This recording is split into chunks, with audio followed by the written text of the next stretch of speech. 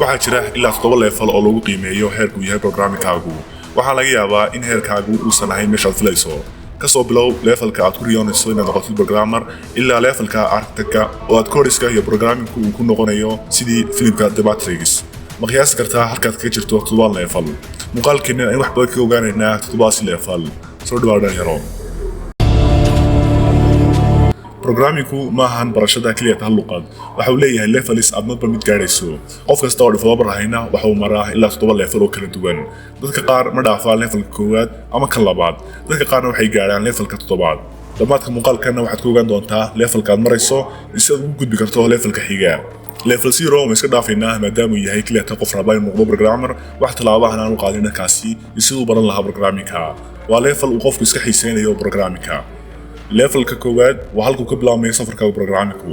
waa xilli aad u xiiseynayso wax badan ka bartay programming-ka waxaana bilaabaysaa inaad daawatid ama akhrisatid casharada ka heli karto online-ka levelkan waxaad dhisi kartaa waxyaabo yaryar oo code ah sida website portfolio oo kale waxyaabaha sidoo kale ku garan karto inaad levelkan aad ku jirto waxaa ka mid ah copy and paste-ga adigoo si aad isku wadhaynay AI-ska mana jecli debugging-ka iyo inaad xaliso errors-ka waadna ka caroonaysaa haddii errors ku soo baxaan taasina waa mid ka mid ah khaladaadka galayso xilligaani waxaa sidoo kale ka mid ah khaladaadkaasi ay dhalinyar badani levelkani sameeyaan inaysan isweydiin sidee koodkani u shaqeynaya maxaase ka dambeeya inuu u shaqeeyo waxyaabaha samayn karto markaad level ku jirto waxaa ka mid ah inaad muhiimadda siiso practicalka casharada daawanayso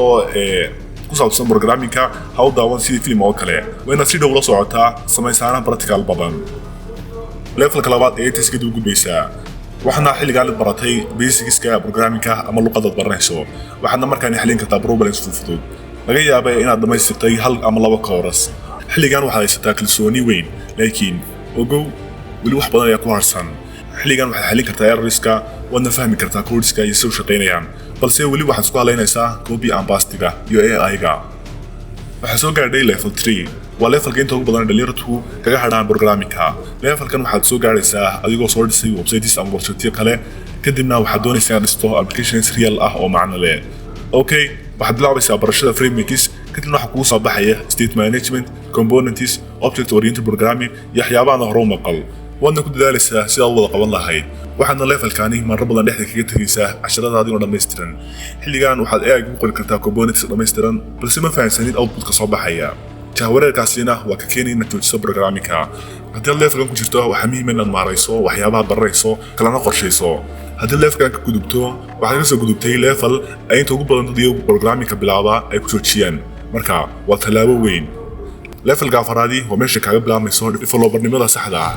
iminka waxaad qori kartaa ama diyaarin kartaa course dhammaystiran waxaadna adeegsan kartaa git waxaad sidoo kale wax ka baratay back-end-ga iyo APIs-ka waxyaabaad ku garan karto inaad levelkan ku jirto waxaa ka mid ah inaad samaysay ama ka shaqaynayso projectyo faa'iido leh dadyowga adeegsanaya kama fikiraysid programkan anigu ma fahmi karaa waxaad ka fikiraysaa programkan qof kasta ma fahmi karaa waxaad sidoo kale xilligaa la qabsatay qoridda comments-ka codeska waxaad sidoo kale akhrisan kartaa codeska ee qoran dadyowga kale haddaba haddii aad ku jirto levelkan ha samayn khaladaadka ah inaad ka fogaatid samaynta tijaabooyin badan oo ku saabsan programka inaadan samayn documentation ama si dhammaystiran u dhisan garayn architecture-ka programka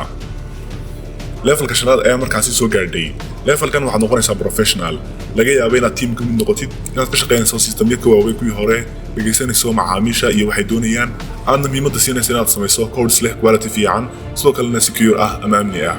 المهم levelkan waxaad noqotay professional haddaba ha samayn khaladaadka ah inuu kugu dhaco burn out waayo shaqo kasta waxa ula dhaqmaysa inay tahay mid laga rabo inaad hadda dhamaystirto sidoo kalena la rabo inaad noqoto mid professional ah si tartan oo kale ayaad ku jiraysaa waxaana levelkan u baahan tahay inaad yeelato discipline aad raacdo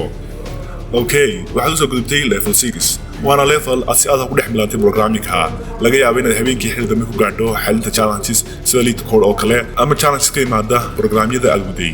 waxaana levelkani obsession ku noqonaysaa xalinta problemska adigoo rabo inaad xaliso hab dhaqso badan kana fiican xalalka kale waxaa sidoo kale levelkani sii dhexgelaysaa algorithmska compilerska iyo waxyaabahaas la midka ah oo aad markii aad bilowga ahayd u arkaysay kuwa impossible ah levelkan waxyaana contribution ka samayn kartaa GitHub iyo platformska la midka ah adigoo ka qayb qaadanaya barnaamijyada open source-ga ah levelkan inta ku jirto ha ilaawin sababta u samaynayso shaqooyinka aad qabanayso sababtoo ah taas waxay keenaysaa inaad jahwareerto levelka 7 waa kan ugu sareeya ka gaari karto programming-ka وحلي أذن كلية تقرين كوديس واحد نابليسا وهاجيسا تيميس واحد ندشين كرتان شقدر أما يستلم كسبتيسان سيستمية فول سكيل وكوا وين كوا هو التقاني واحد نسمين كرتا حليقة ليبريس الفيديو كلا أديكسن كران يحيتها فريم ميكيس واحد ناسيفو حلين كرتا الريسكا المهم ليفل كان واحد نقطين بروجرام كده كوريونيسي لكن xilliga marka soo gaadho haylaawin in wax soo baratid inkasta oo aad ugu fududaanayso in la qabsatid isbedelada dhaca hadana haylaawin in wali wax ku dhiman yihiin sidoo kale haylaawin aad taageerto dhalinyarada maraysa levelka ka hooseeya muuqaalkana maanta inta soo ku eegyahay markasta waxa muhiim ah inaad ogaatid levelkaad marayso ka waran haddii adigoo level 1 maraya aad macduna samayso shaqooyinka level 6ka ama level 7ka waa arrin aad dib kala kulmi karto ugu levelkaad marayso wax cusubna baro dis programyo sidaasna ku gaar levelka u sareeya adigu ma tahay developer levelkeesa maraysa nugula wadaag qaybta commentiga mahadsanid